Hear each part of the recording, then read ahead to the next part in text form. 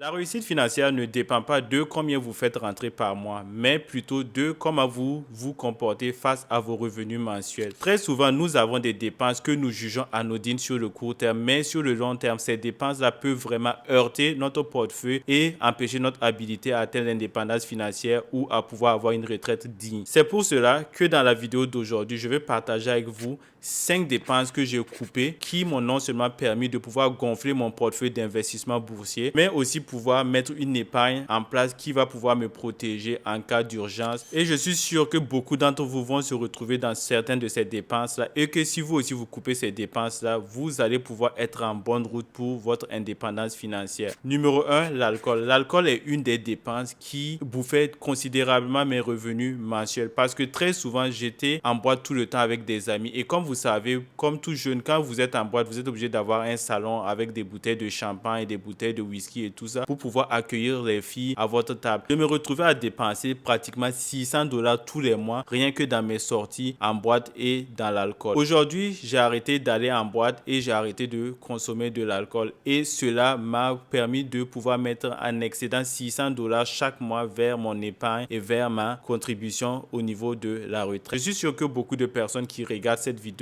sont aussi impactées par ce phénomène-là car surtout en Afrique, on aime beaucoup aller dans les maquis, on aime beaucoup aller dans les boîtes et tout. Et cela est vraiment très budgétivore. Si vous arrivez vraiment à couper cela, vous allez voir qu'à la fin du mois, vous allez avoir un excédent. On ne dit pas d'arrêter carrément d'aller en boîte. Vous pouvez souvent aller faire la fête et tout, mais tous les week-ends en boîte, c'est vraiment budgétivore et ce n'est pas une chose qui va vous permettre de vous développer financièrement. Dépense numéro 2, Starbucks. Starbucks, je ne sais pas ce qu'ils mettent dans leur café, mais leur café est tout simplement addictif. Il fut un moment où chaque matin quand je me réveillais, j'étais obligé de boire du café Starbucks pour commencer ma journée. Et leur café me coûtait généralement 10 dollars par jour, ce qui me faisait pratiquement 300 dollars à la fin de chaque mois. Le déclic qui m'a permis de couper cette dépense-là est que lorsque j'ai commencé à lire les livres d'investissement et d'économie, j'ai compris que si j'investissais les 10 dollars que j'utilisais chaque jour pour payer le café Starbucks sur 20 ans dans un fonds indiciel comme le VOO qui traque le SP500 et que j'ai un retour sur investissement de 10% chaque année, en espace de 20 ans, j'aurai 65 000 dollars dans mon compte d'investissement. C'est cela qui m'a permis de couper carrément Starbucks. C'est vrai que Starbucks est très bon, c'est très addictif, ça fait du bien, mais sincèrement, Starbucks ne vaut pas 65 000 dollars d'investissement. Donc cela m'a permis de carrément couper Starbucks et j'utilise les 10 dollars maintenant que j'investis dans Starbucks pour le mettre dans un fonds indiciel. Dépense numéro 3, Netflix. Je ne juge aucunement les personnes qui préfèrent s'asseoir devant un film Netflix pour pouvoir se détendre et tout. Moi, je trouve juste que Netflix est contre-productif pour ma personne car le temps que j'utilise pour regarder les films Netflix aujourd'hui, j'utilise ce temps-là pour lire des livres d'investissement, lire des livres de développement personnel et aussi travailler sur ma chaîne YouTube parce que actuellement, c'est dans ces choses-là que moi, je trouve mon plaisir. Donc, non seulement couper Netflix m'a permis d'épargner un peu plus de 240 dollars annuels, mais aussi m'a permis de pouvoir regagner mon temps et d'utiliser ce temps-là vers d'autres investissements qui vont me produire plus sur le long terme. Dépense numéro 4, suivre la tendance. Avant, j'étais une personne qui aimait vraiment être à la mode. Chaque dernier téléphone qui sortait, j'étais obligé de l'avoir. Si le dernier iPhone sortait, même si je ne jugeais pas nécessaire de l'avoir car mon ancien iPhone marchait convenablement, je voulais quand même l'avoir et je le payais toujours. Maintenant, avec plus de maturité et après avoir lu beaucoup de livres sur les investissements et tout, je ne change plus mes téléphones chaque année. J'utilise mon même téléphone jusqu'à ce que le téléphone s'épuise, donc généralement 3 ans, 4 ans avant de changer vers le nouvel iPhone. Parce que la vérité est que vous ne pourrez jamais finir de suivre la mode. Et si vous essayez de suivre la mode, vous allez forcément vous ruiner. Donc, utilisez l'argent, par exemple, du nouveau iPhone que vous voulez payer pour investir dans les actions de Apple. Sur le long terme, vous verrez que l'argent que vous avez investi dans les actions de Apple va vous permettre de payer plusieurs iPhones. Ici, l'idée est d'essayer de pouvoir générer plus de finances sur le long terme et non d'essayer d'impressionner les gens. Donc, moi, c'est une des dépenses que j'ai coupées. Suivre la mode, essayer d'être tendance et tout, ça n'est plus dans mon dictionnaire. Dépense numéro 5, il s'agit de FIFA. Beaucoup de personnes vont se retrouver dans cette dépense-là. Effectivement, FIFA est vraiment un jeu qui est très intéressant. Mais ce jeu a un problème. Lorsque vous commencez à jouer le mode surtout Ultimate Team, là, vous avez un sérieux problème. Quand moi, je jouais à Ultimate Team, j'étais devenu contre-productif. Chaque fois que j'étais dehors en train de travailler, je n'avais qu'une seule idée en tête. Rentrer à la maison rapidement pour pouvoir jouer la Weekend League. Le problème avec ce mode, c'est qu'il vous incite incite non seulement à être contre-productif parce que vous devez jouer un certain nombre de matchs chaque week-end pour pouvoir vous qualifier pour la semaine prochaine et avoir des packs et autres, mais en plus de cela, vous devez aussi payer des FIFA Points pour pouvoir packer les derniers joueurs et tout. Donc beaucoup de personnes se retrouvent vraiment à dépenser énormément dans Ultimate Team. L'argent que j'ai mis dans Ultimate Team, c'est pas moins de 4000$ que lorsque je jouais vraiment activement à ce mode-là. En plus de cela, je trouve juste que ce n'est pas nécessaire que chaque année on ait vraiment besoin de payer un nouveau FIFA juste pour pouvoir bénéficier des nouveaux transferts. Donc ce qui a fait que j'ai arrêté carrément de jouer à FIFA. Et cela m'a permis aujourd'hui de regagner mon temps et de maintenant pouvoir utiliser ce temps-là vers d'autres projets. Sachez que je suis une personne qui n'a aucun mal à dépenser sur les choses coûteuses, mais je ne dépense que sur les choses qui m'apportent une plus-value, une sensation de bien-être et du plaisir. Dépenser sur une chose pour satisfaire mon ego, paraître cool ou par pulsion, pour moi c'est tout simplement un gros non. Je pense que beaucoup d'entre nous ont certaines dépenses pour lesquelles nous sommes des esclaves sans chaîne, et lorsque vous allez pouvoir vous détacher de certaines de ces dépenses-là, vous allez voir comment vous allez pouvoir vous améliorer financièrement. Laisse-moi savoir en commentaire quelle est la chose sur laquelle toi tu dépenses le plus et que tu sais consciemment que si tu coupes cette chose-là, tu pourras être bien financièrement. C'était Razaki Ibrahim Bouda, l'investisseur burkinabé. Merci de m'avoir écouté aujourd'hui et nous nous retrouvons à la prochaine vidéo pour plus de conseils sur le développement personnel et les finances. Allez, peace.